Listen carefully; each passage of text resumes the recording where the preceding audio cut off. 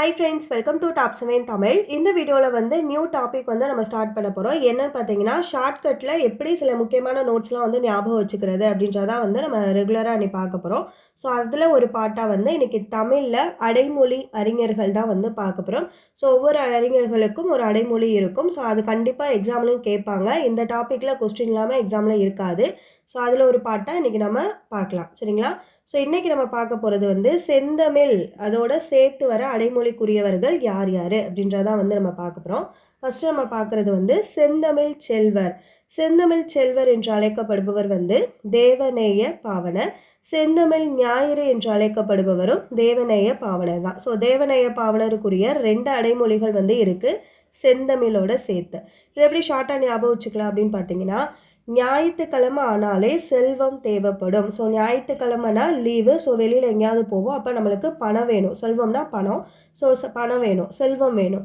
அப்போ தேவநேய பாவனரில் தேவை அப்படின்னு எடுத்துக்கோங்க. சரிங்களா? ஸோ அப்போ ஞாயிற்றுக்கிழமை ஆனாலே செல்வம் தேவை. சரிங்களா? ஸோ இப்போ செந்தமிழ் ஞாயிறு என்று அழைக்கப்படுபவர் வந்து தேவநேய பாவனர். சப்போஸ் தேவநேய பாவனருக்குரிய அடைமொழி என்ன அப்படின்னு கேட்டாலும் ஈஸியாக வந்து நம்ம எழுதிடலாம். தேவைன்னா நமக்கு என்ன தேவை? செல்வம் தேவை. ஸோ செந்தமிழ் செல்வர் அப்படின்னு வந்து எழுதிக்கலாம்.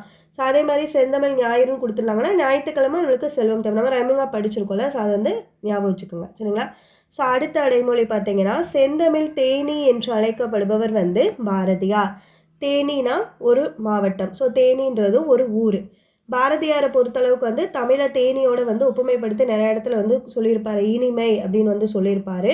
ஸோ பாரதியார் எங்கே போனார்? தேனிக்கு போனார். ஸோ தமிழ் தேனிக்கு போனார் அப்படின்னு வந்து ஞாபகம் வச்சுக்கோங்க. சரிங்களா? ஸோ அடுத்தது பார்த்தீங்கன்னா, செந்தமிழ் செம்மல் என்று அழைக்கப்படுபவர் வந்து ஜியு போப். செந்தமிழ் செம்மல்னா ஜியு போப். ஸோ இதை எப்படி ஷார்ட்டாக ஞாபகம் வச்சுக்கலாம் அப்படின்னு சொல்லி பார்த்தீங்கன்னா, ஒரு விஷயம் வந்து சூப்பராக இருந்தது அப்படின்னா அதை நம்ம என்ன சொல்லுவோம்? நம்ம ஃப்ளோவில் வந்துடும் செம்ம அப்படின்னு வந்துடும். ஸோ அதை வந்து செம்ம ஜி அப்படின்னு வருங்க. அப்போ செம்ம ஜீனா ஜியு போப், செம்மனா செந்தமிழ் செம்மல். சரிங்களா? இது எப்படி வந்து ஷார்ட்டாக ஞாபகம் வச்சுக்கலாம் அப்படின்னு சொல்லி பார்த்தீங்கன்னா, அந்தனர் அப்படின்றது வந்து ஆண்களை வந்து குறிக்கும். அதே மாதிரி குமரனார் அப்படின்றது ஆண்களில் டீனேஜ் வந்து குறிக்கும். சரிங்களா? ஸோ அந்தனர் குமரனார் அந்த மாதிரி வந்து ஞாபகம் வச்சுக்கோங்க. செந்தமிழ் அந்தனர் என்று அழைக்கப்படுபவர் வந்து இளங்குமரனார். அடுத்ததாக செந்தமிழ் தேசிகர் என்று அழைக்கப்படுபவர் வந்து வீரமாமுனிவர். தேசம்னா வீரம் வேணும். வீரம் அதிகமாக இருந்தால் தான் தேசத்தை காப்பாற்ற முடியும். ஸோ செந்தமிழ் தேசிகர் என்று அழைக்கப்படுபவர் வந்து வீரமாமுனிவர். சரிங்களா? ஸோ நம்ம பார்த்தது வந்து சிம்பிள் தான்.